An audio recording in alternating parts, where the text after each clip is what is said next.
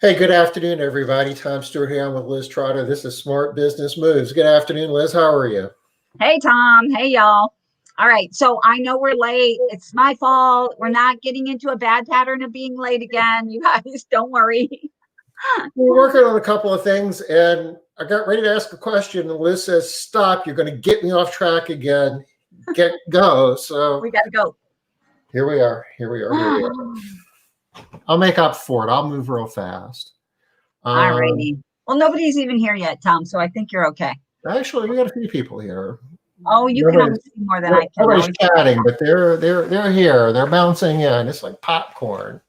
I always forget that you can see that we have people there. If there are no comments, I see nothing. I think nobody's here. Hey, Leslie. So we're going to be talking about strategy today, right? And get ready for the new year. Yep, getting your strategy right. So, but it's kind of going to be a bit. I got to turn off this little smelly thing. Got one of those potpourri things. Where you going, Liz? Can you hear me? I'm just turning off my little potpourri smelly thing. Okay. When you went over there, we couldn't hear you very well. Hey, Sherry Ann's with us today. Hey, Sherry Ann. Hey, Sherry Ann. Okay. And Matt's going to be with us tomorrow, and we're going to be talking about annual planning, which I guess kind of dovetails in with the strategy, right? Do we plan it that way? Well, we had kind of hoped that Matt would be first and then I would go, but this is actually going to work out really, really well. Matt had some cool thing he was doing today, but I cannot remember what it was. I'm sure he'll tell us all about it tomorrow, though. So if we want to hear about Matt's cool adventures for today, we need to be here tomorrow at 5, right? Yes, absolutely. And Thursday, we're going to be picking up on our Thursday track on KPIs and getting ready for the new year. And we've been drilling down on profit. And I think we're really going to be focusing on like payroll to revenue, cost of goods sold, and how do we, what are the knobs that we can turn? What are the things that we can do within our business to drive that number down?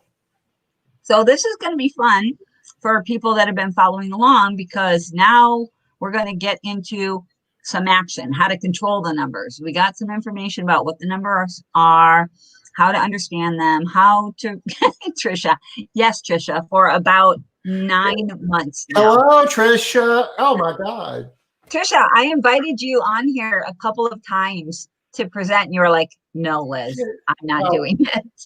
Trisha, we've been here since March, bringing it every day for you and a bunch of other people. Okay, so yeah, it seriously is here. But on the flip side, Trisha, it is a Facebook Live, so you can always go back and watch it later. It stays on the different pages. There's well over 100 of them out there. You can go back and watch. Yeah. Although, Trisha, you said that you say you're a busy person, but you also said you're going to set your calendar so that you can watch more. But if you're going to watch more, why not just present? Yeah. just an idea, just a thought. You're going to be a guest. It's in your future. It's inevitable. Yeah. But anyway, we're gonna be talking about how we can affect that cost of goods sold. And we've already talked about how it has such a profound impact on your bottom line profit. So let's stop talking about, that part of it. And let's talking about what are the things that we could be doing every day to make more profit. So that's what we're going to be working on. I love that we're going to give people some, actions that they can take, because it's such a struggle for people figuring out, I know, but I don't know how, I don't know what to do. Because we get all tangled up in our own shoelaces when it's our stuff. Can't see the forest for the trees type deal. But once you drill down into it a little bit, and the light bulbs start coming on in terms of the things that are happening that aren't that aren't getting you the results that you deserve to be getting, I don't want to say it gets easier, but it's one step towards it getting easier. And you get more motivated for it. I think it starts to become more like something that you want to do instead of something that you're dreading doing. I think that's kind of the big thing. Yeah. And you're not sitting back watching the numbers week after week and just hoping that they'll get better on their own. Maybe I'll get lucky. Maybe something will happen and Please. all of a sudden I'll start making money. No, it doesn't. Yeah. Occasionally it works that way, but more times than not, you have to make things happen. Anywho, that's for the rest of the week. But today we're going to be talking strategy. I love strategy. So we're going to be talking about today. We're going to be talking more about like what is strategy? How do you do it? What does that all mean? I'm not going to be telling you here's a strategy that you need to do. We're not doing that today. Tom's like, dang it. Yeah, I was getting ready to take notes.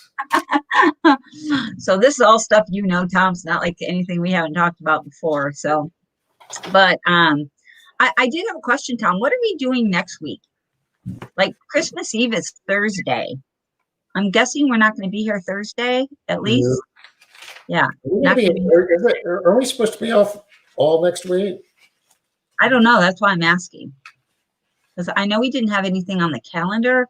And I'm like, what was going on there? Were we giving do you guys want a break next week? Trisha, I know you're like, what? I'm finally plugged in, and now they're going to take a break. Well, we'll be back by the new year, ready to go. I guess then we have to figure out what are we doing the week after Christmas, right? I think the week after Christmas is kind of easy. People are ready again because we have a long weekend this time. Christmas is on Friday, then we have Saturday, Sunday. It's different when we have Christmas on a Monday and we got to get right back to work on Tuesday. It's just like, oh, I'm exhausted. I'm not ready.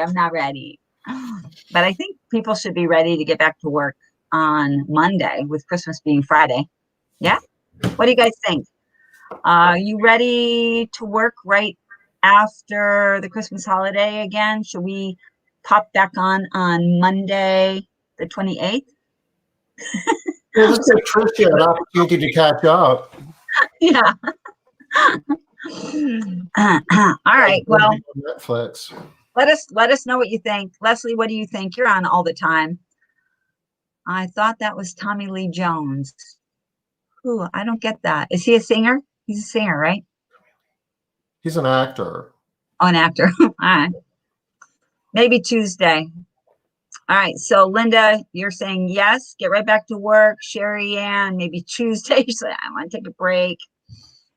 Okay. Linda loves your hat. What about my hat? My hat is so pretty. I look ethereal, don't I? I look like that. The hat part gets lost behind the plume. It looks like you have a halo. Yeah. All right. Well, there's. This is why I never wear hats. This is why I always wear antenna. I'll be wearing antenna from now on. No more hats. I hate hats. All right. Okay. So Leslie says yes. Let's do it. Let's come back on Monday. To then. Sherry Ann, sorry, you're gonna have to. Okay, Linda likes mine too. Thank you. You're gonna have to like either take a day off, Sherry Ann, or you're going to have to come back to work early and watch. All right. So Tom, should we get to this? There's not a ton of information, you guys, today that I have. What I'm hoping is that we'll be able to chat a little bit. What are you doing? What kind of strategies are you using? But let's get to, let me get over here. Right in. Whoops, you disappeared. You were there, you're not there. Am I back? Nope. Nope. You were there just a second ago, and then I was I can come back. It's easy. Here I am.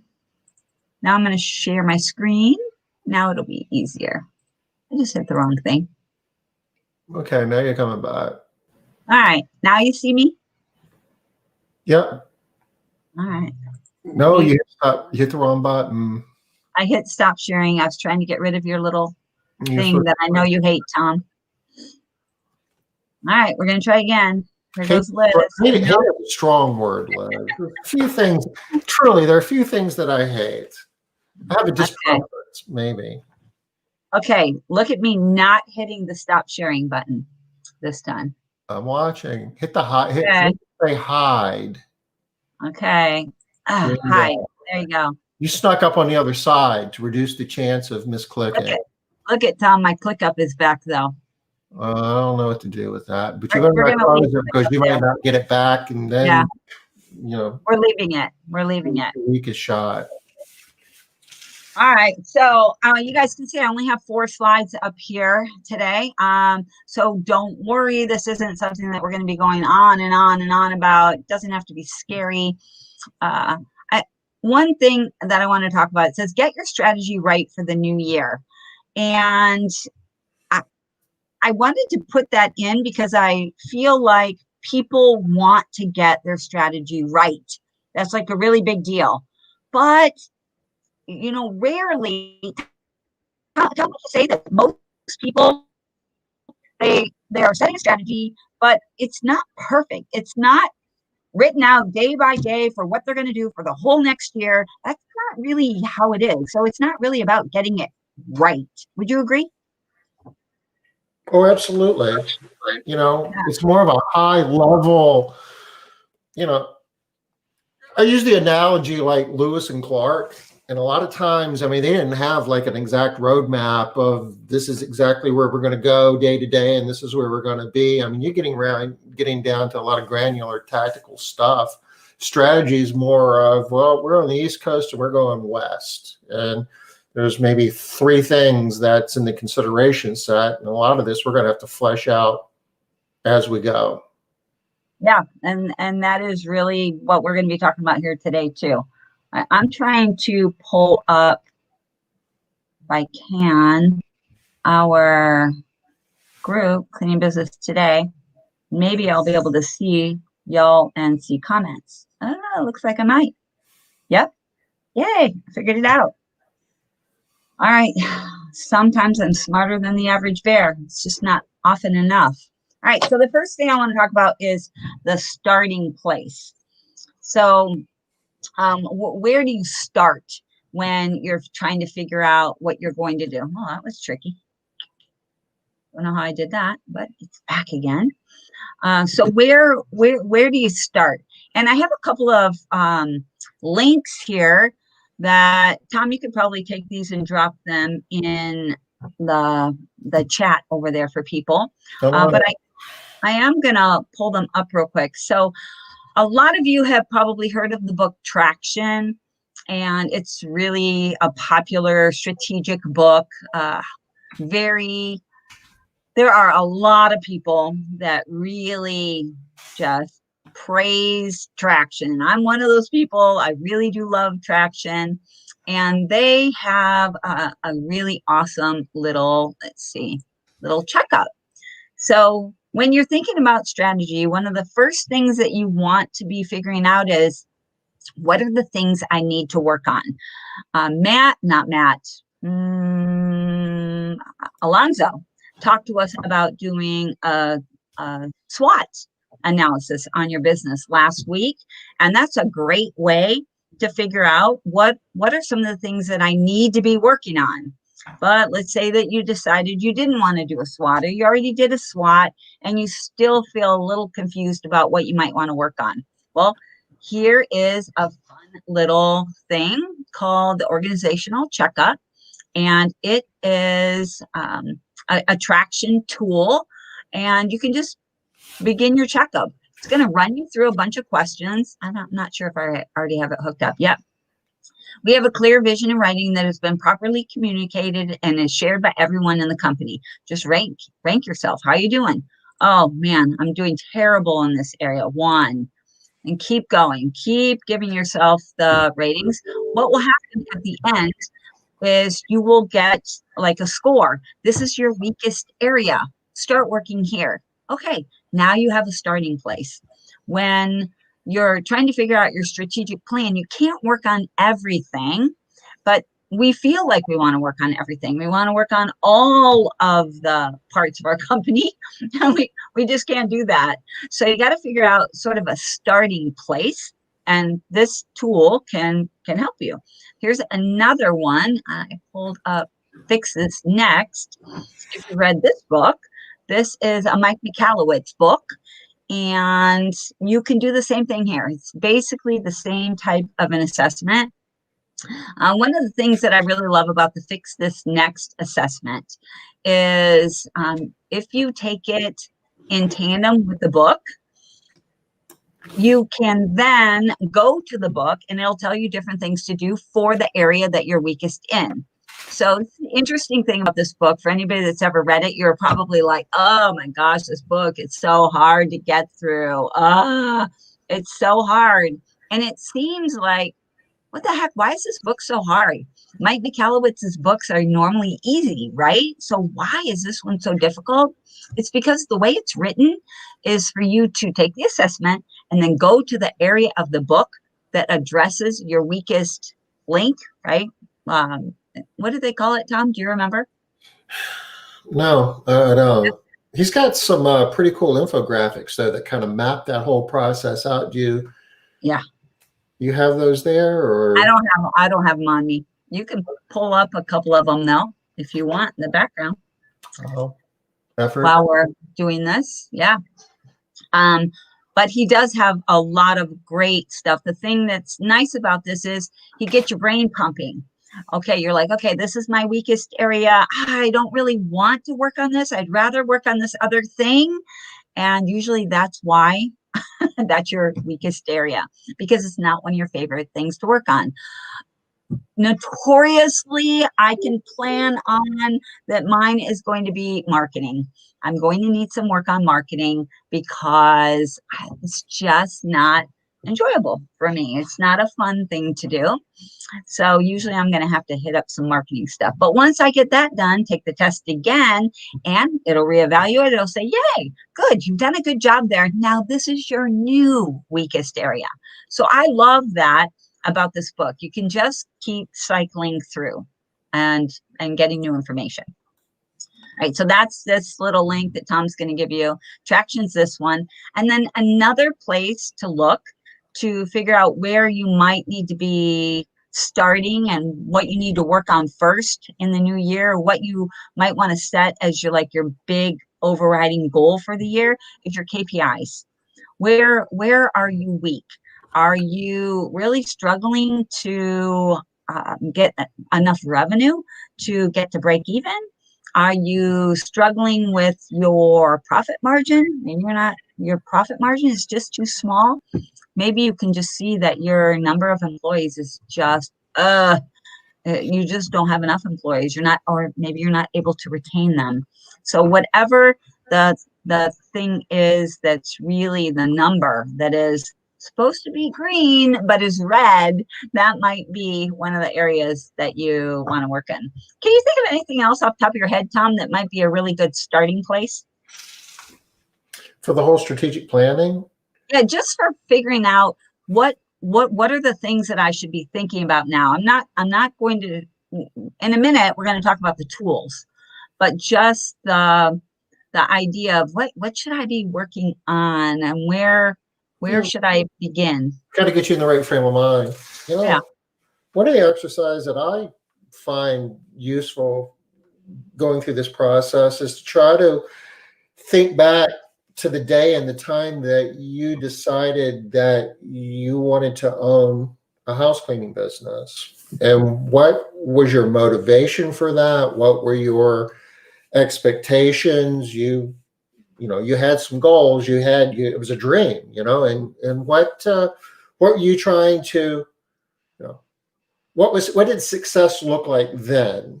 And try to get yourself back into that frame of mind and take a look at where you are and think, am I moving, in that direction? Did I, maybe get caught up in the whirlwind of just running the business day to day and kind of lose focus on why I really wanted to do this to begin with? That can be a useful exercise. And then fast forward to today and do kind of the same exercise. What does, sitting here right now on the verge of 2021, what does success look like for me today moving forward? Because at the end of the day, it's your business and you're the one that's taking the risk. You're burning the calories. It's your vision. You got to start with, what's the why behind this? And think about day one and think about today. And has that changed? And put those together in terms of what does it look like moving forward?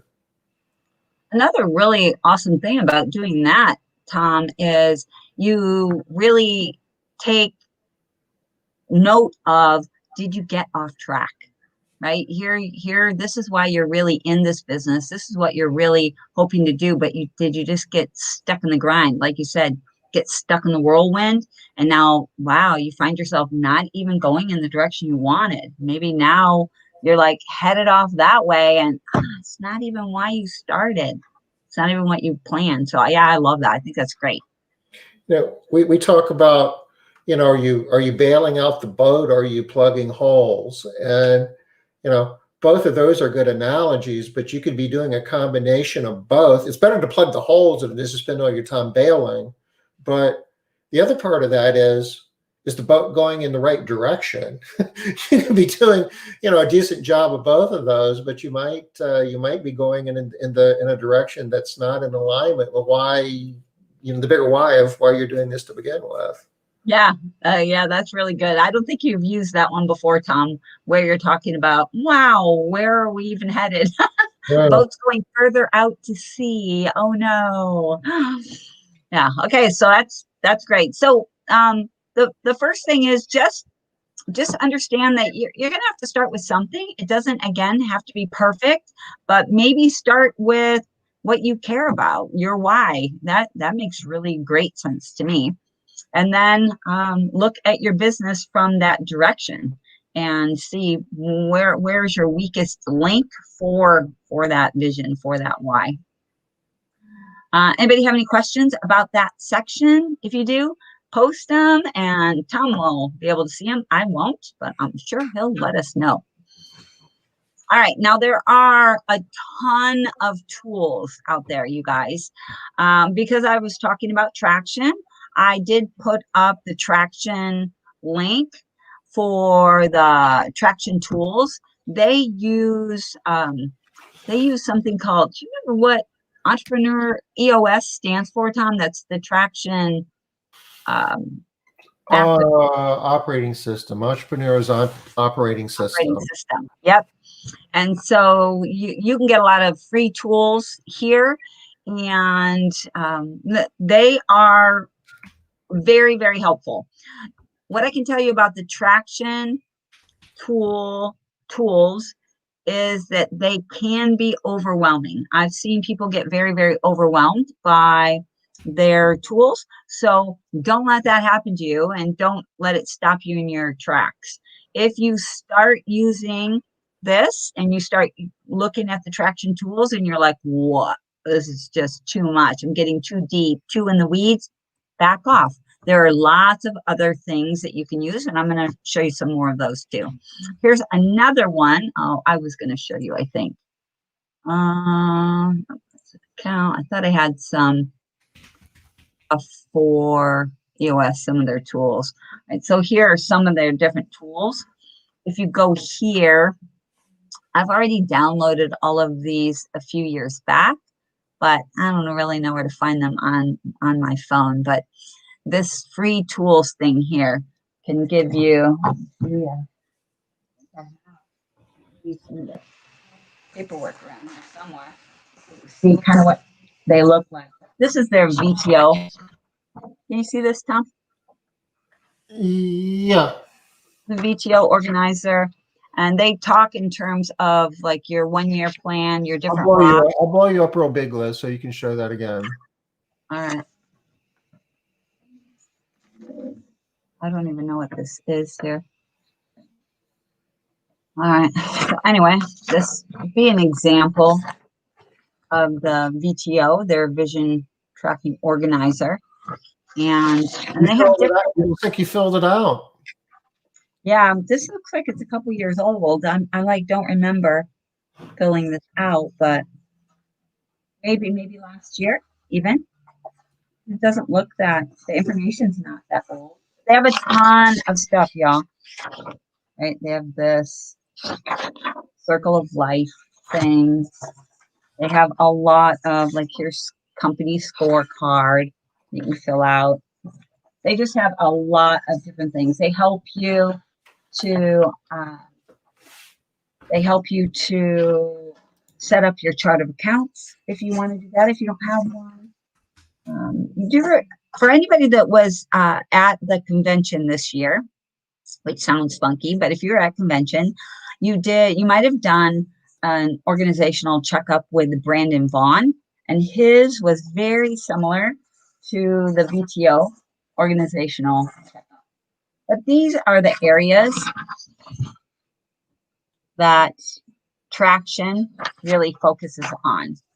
And so you'll see that and the reason I'm bringing this up, really want to show that piece, is because the thing that all of the different tools do is they show you different things to work on based on their way of doing things.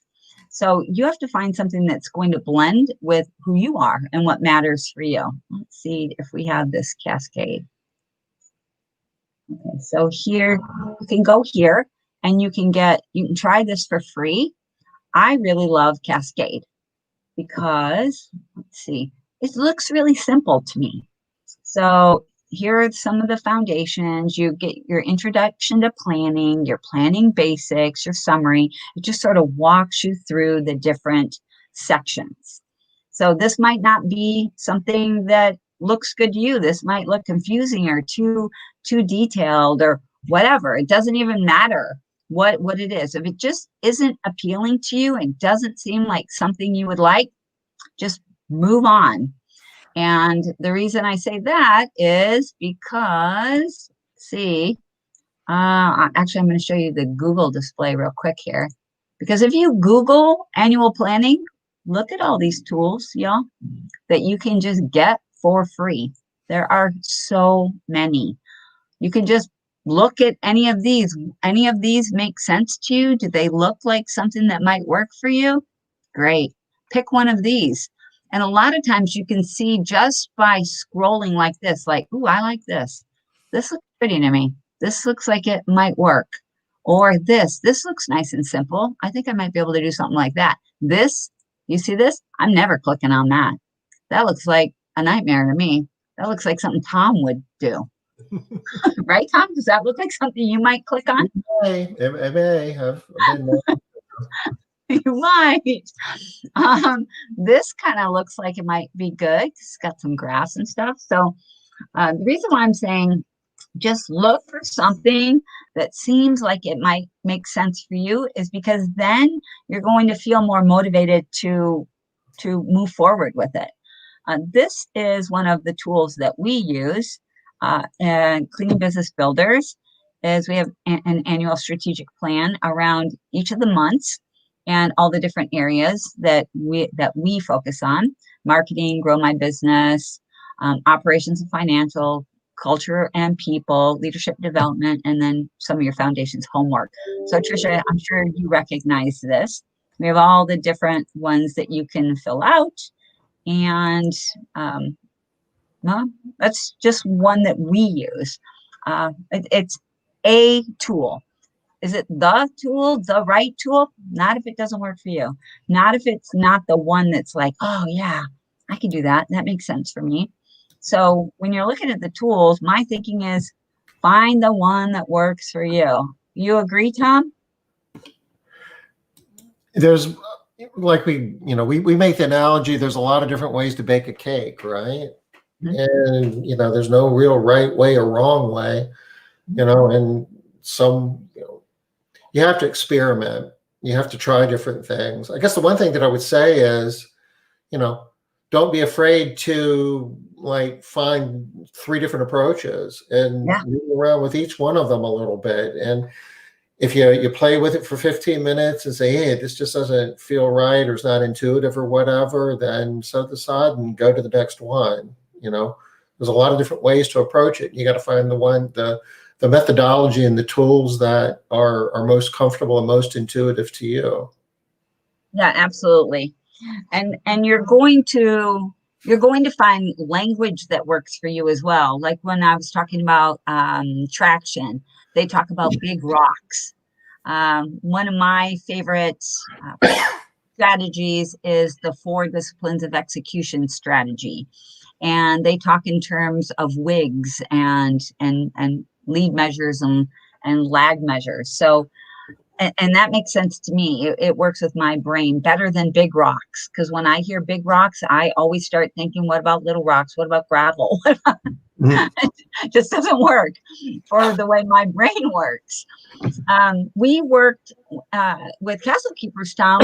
We talked about the OKR methodology for a while, right? Objectives and key results. And that was really cool. That really spoke to me, but it was kind of hard to find tools that worked across all of our branches with all of our different people. We didn't find it as easy as we thought it would be, right? No, but actually, kind of funny you mentioned that. We're been dusting that off and are looking at ways where we can apply that again. I mean, Nice. it's very similar to like 4DX, you know. You might want to talk about a little bit, because I know that's kind of what you do in the MMA groups, where you know you set a goal and then you got your lead measures. It's you know, in OKRs you have objectives, which are kind of like goals, and you've got key results, which are kind of like leading indicators. So it's the overarching point is part of your you know, once you get your strategy, you need to talk about your plan going into the year, and the plan needs to have goals. If you don't know where you're going, you might not get there. And if you set goals, it's kind of undeniable. It's been proven over and over again. If you set goals, you're going to accomplish more. Yep. And nobody has disputed that. And, you know, most of the time you hear any kind of research, you'll hear somebody disputing that research in some way, right? We don't want to get started on like anti-vaccines or any of that kind of stuff, or COVID research. But almost always when you hear about research, you're hearing people disputing it. I have never heard of anyone disputing this thinking that if you write down your goals and you begin working toward them, that you have a better chance at succeeding at those goals than if you don't. Have you, Tom? Yeah, and to look at it another way, have you ever heard anybody who's actually, and I say been successful? Success has so many different connotations, so I want to be careful with this, but I'll think of your brother as an example. You know, things that he's accomplished, and goals is kind of at the heart of that. He wouldn't have a story to tell if it wasn't for setting goals. No, that's very, very true. He is die-hard believer in goals and metrics and measurement and tracking what you do. And he's big into lead indicators and lag measures and making sure that you're actually tracking the results that you've been supposedly working toward. So that kind of gets us here, Tom, to implementation. And so so I chose these as the 5 top ways to implement a strategic plan. Out of all of the information that I've read and seen and looked at and participated in, I would not say that these are the only 5 ways to implement a strategic plan. And by any stretch of the imagination would I say that that's true. But these are the 5 that I hear repeated over and over and over again, sometimes in maybe just a little bit different order, but rarely do I see anybody saying that they're going to implement on their strategic plan without having these 5 things incorporated as part of that plan. What about you, Tom? Anything different? Anything that was like glaringly, obviously missing? No. I think you've got it. I mean, you got to know what you're doing. You got to have a pathway to get there, and you have to have a way of measuring results. And you got to do it. You can't just talk about it. You can't have the whole thing just be the plan. You know, right? Typically, a lot of these would like have an arrow going from 5 back to 1 again, because it's kind of just a repetitive circle. Yep, absolutely. So I thought we could talk about these 5 things and what they might look like in your company and what they might mean for you, and depending on how big your company is, how little, because it's going to look a little bit different. So like the first one is creating the top goals. Like, what are the most important things that need to happen in your company over the course of the next whatever? And we're talking about annual planning, right? That's what we've been talking about going into 2021. So that's what I'm going to continue talking about. And I think that the majority of the wisdom out there is that you shouldn't really set more than 3 large goals. What do you think, Tom? If you have too many goals, you don't have any goals because you can't do everything. And I guess part of that is also in the context of a time frame. A lot of times, and I know that OKRs and 4DX all talk about, setting goals on a quarterly basis, and you can change those goals from quarter to quarter. So with this idea, what I'm thinking is these would be like the top 3 goals that you're going to do that you're going to be really striving for in your company. These are going to be like high level, bigger things. And you're probably going to have to break each one of those goals down by quarter. Maybe the first goal is something to do with increasing revenue, right? Maybe you want to increase your revenue to whatever, $1 million this year. And most plans will tell you that when you're setting goals that you want to say where you're coming from and where you're going. Not all of them, but most of them will say, I want to increase my revenue from whatever, $800,000 to $1 million by whatever time frame. It's part of the specific piece. If you use SMART goals, that's part of how they have that piece, and also the measure piece in there. So I think that you want to get sort of those 3 big goals. And then when we're talking about if over the course of the year, you want to grow from 800,000 to $1 million by the end of the year, you're going to have to break that goal down into quarters as well. But it's probably not going to break down just so you have $200,000 that you have to gain. It's not going to be broken down by 50,000, 50,000, 50,000, and 50,000, because it has to stack, and because you're going to have to be doing different things, and things are going to build on themselves. So some of your early activities might not show as much results as they're going to show at the end. But they still have to be broken down by quarter. And if you start getting too many big goals, then now you have too many activities when you get down to the individual quarters or the individual months or even weeks. You can start becoming like over inundated with things to do, which we've seen. I have made this mistake in my company, and I've seen other people do it too. So one of the things we really do focus on in the MMA groups is trying to get people to simplify and not have too many things to be focusing on. So creating your top goals, or what are the main things? Some people will only have one thing at the very top, and everything's going to flow down from there. For example, let's use the example I just had again. So I want to go from 800,000 to $1 million by the end of the year.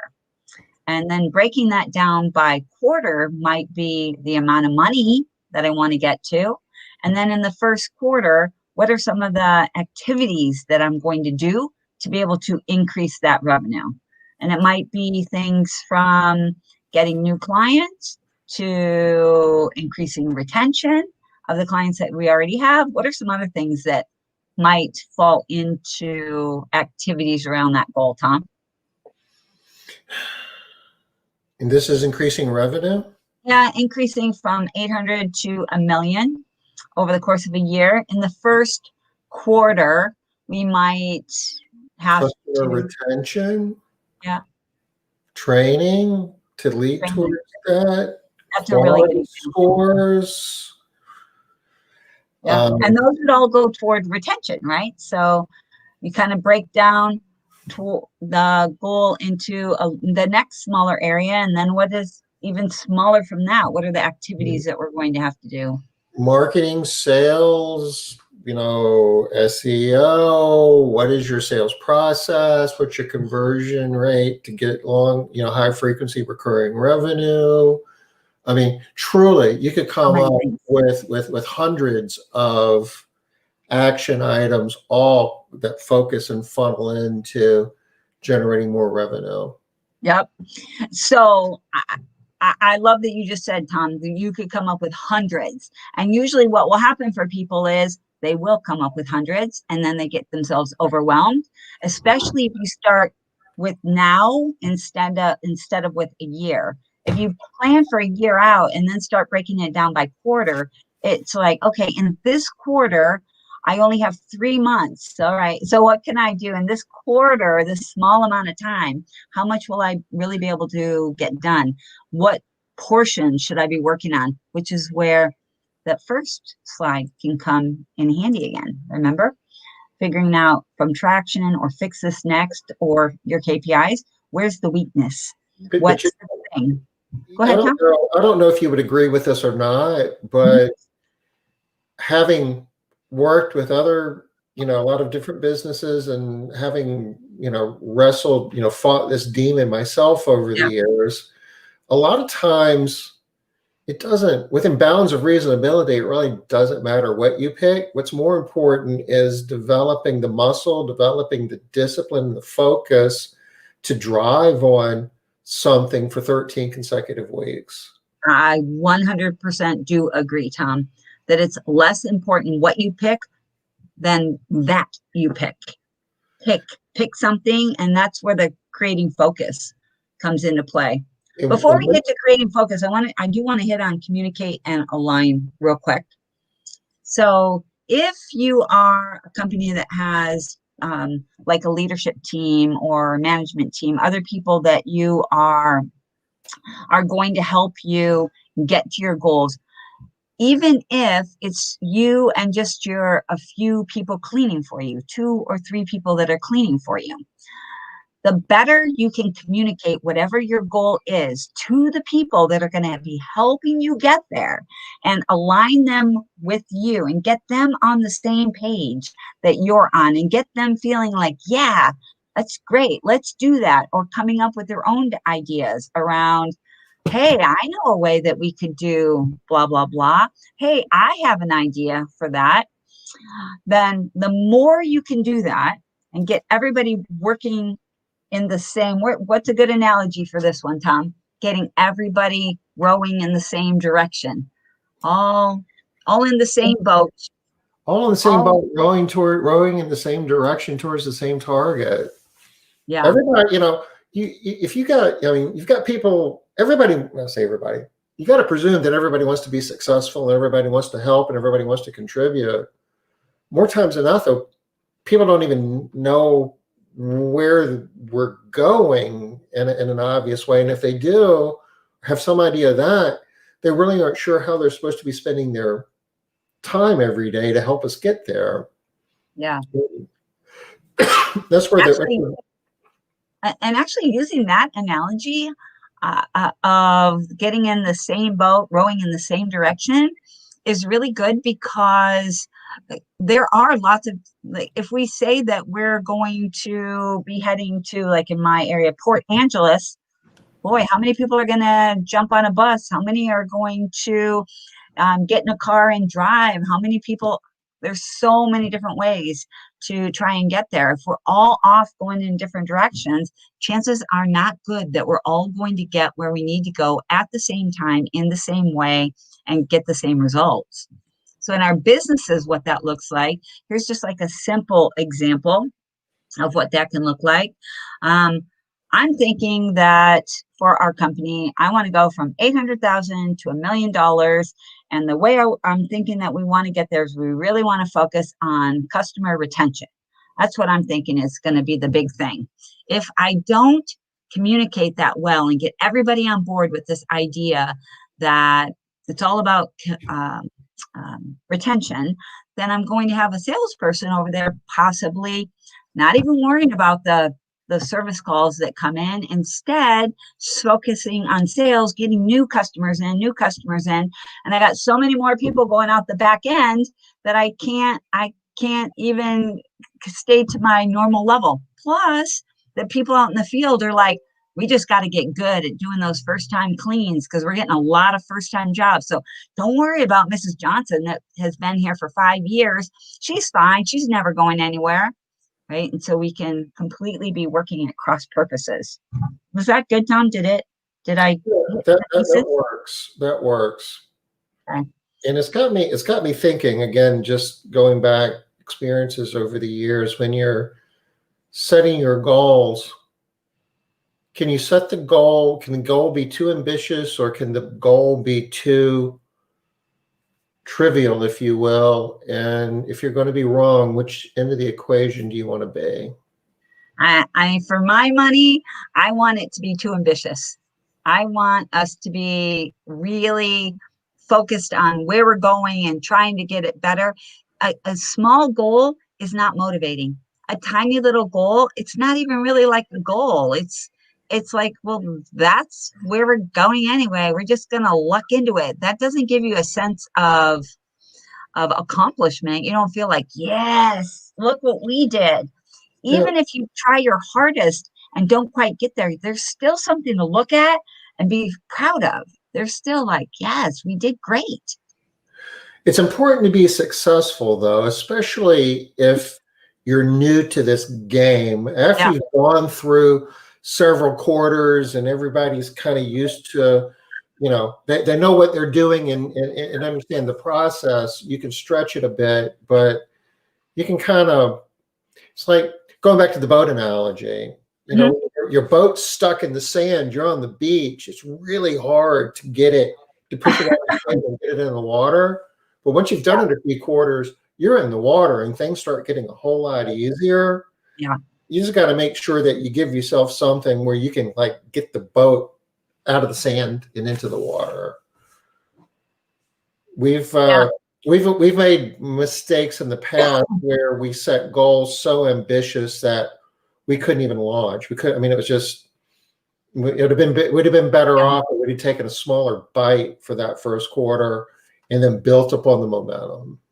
So that is one thing that I think we really do well in the MMA group is we break it down by the year, of course, then by quarter, then by month. But a lot of times, even by month, that is just too big because you don't really know what you're supposed to be doing day to day. So we also break it down by week and then break it down by day. Break it down?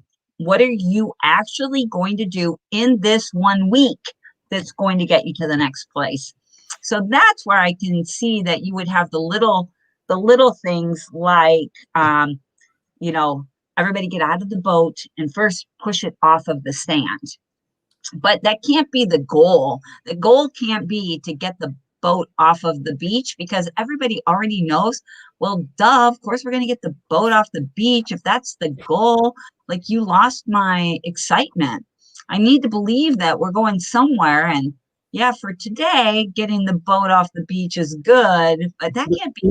You don't want to start off though saying we want to increase revenue by $10 million in the first quarter. No, you got to have something that you think you can actually reasonably get to. Might be at least a somewhat of a stretch, but it's got to be something reasonable. If you're sitting at, $100,000 company and you're thinking, I'm going to be a $5 million company by the end of the year, might be such a pie in the sky thing that you're planning on doing that you can't get anybody on board with you. You can't align anyone. You can't get anyone to believe your vision. You can't get anybody to even want to move forward. It just feels like it's not even possible. If the goal is too crazy, just doesn't make sense. So I do think there's a balance, Tom. Absolutely. Yeah. I'm with you. I think there's a balance. I still would rather be a little bit over than a little bit under, because if you try hard for something good and you don't actually get all the way there, at least you still have a win. There's still a win.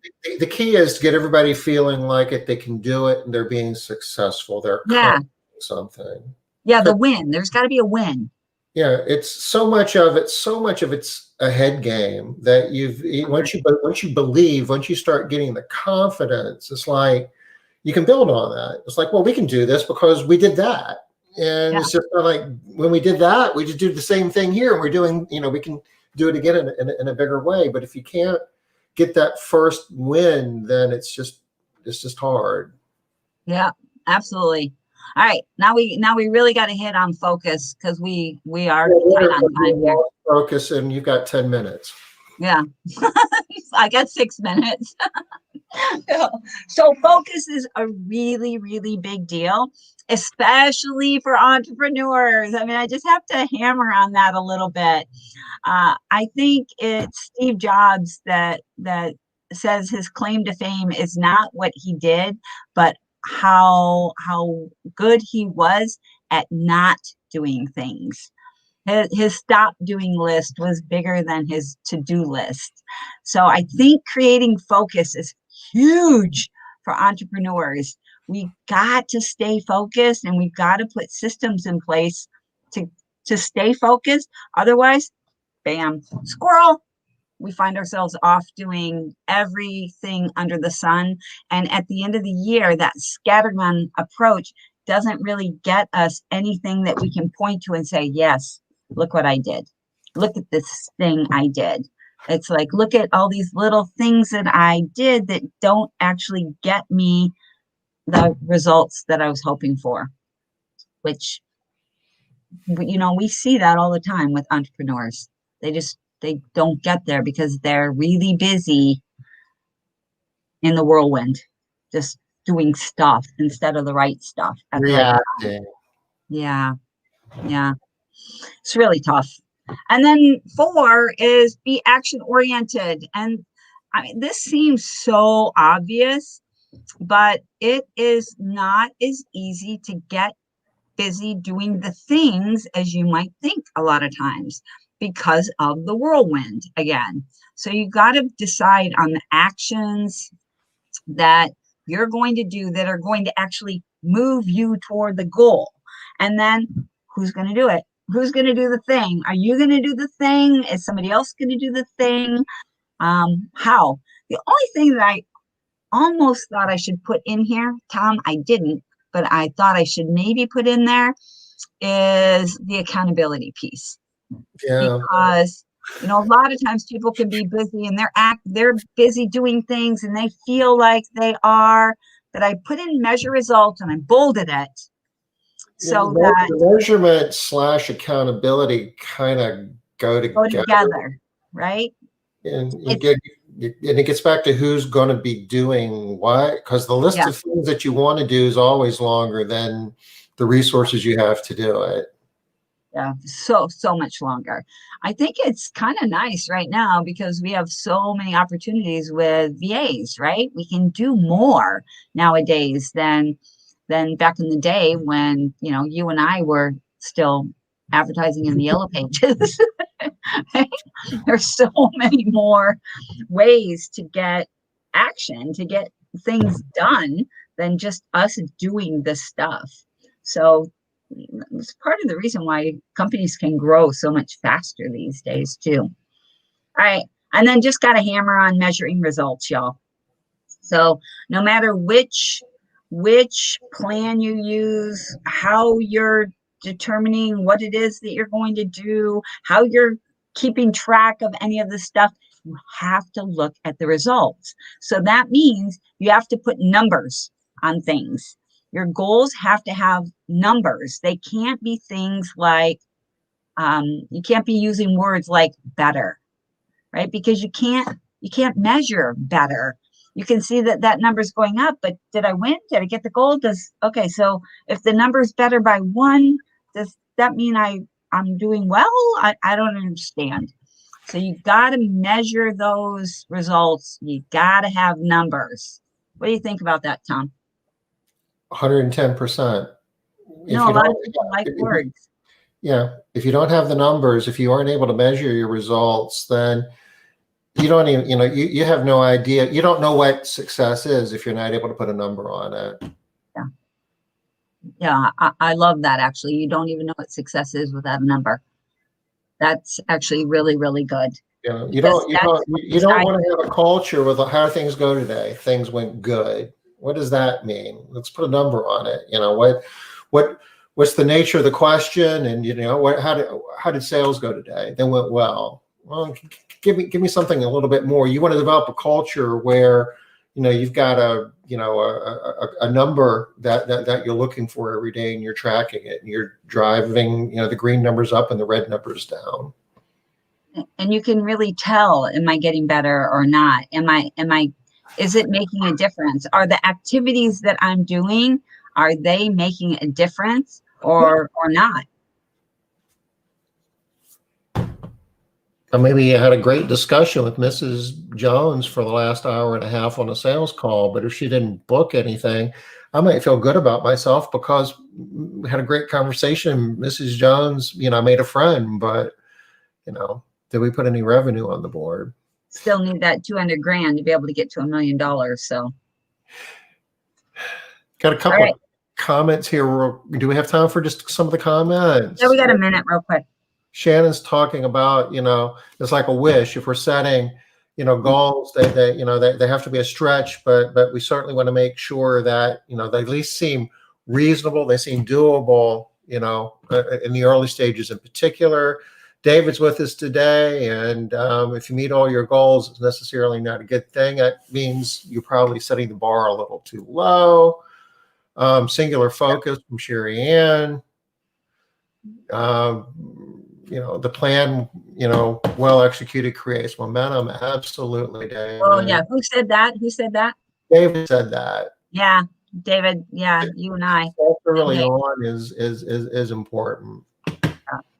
And really, in the beginning, that your energy level and your enthusiasm toward the goal really, really matter. Like if you're excited for the goal and you're enthusiastic and you really think you can get there and you can communicate that to your people and get them on board, oh my gosh, that is so, so helpful in moving you more quickly toward what you want to get. So, don't underestimate enthusiasm and energy. It can get you really, really far. All right. I see we are top of the hour here, Tom. We are. We are. Where does the time go? I know. It goes fast. We could do a deep dive on this in the future. There's more to be done here. So much. So much. And, you know, there's some examples that we can share. You know, I've got some books queued up for some people that we've worked with in the past that we know that do this, and too late to share that today, but that gives us a reason to come back later and do it again, right?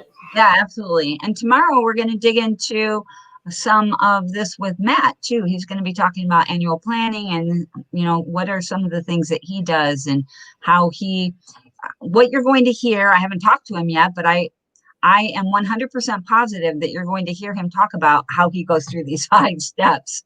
Okay, he's going to speak to all of them because all 5 of these are part of getting to your goals. Matt runs a good business. Runs a really good business. He's a He good does. operator. So it's going to be a lot to be learned there. I'm looking forward to it. Me too. So you guys take care. We'll be back tomorrow, 5 o'clock Eastern.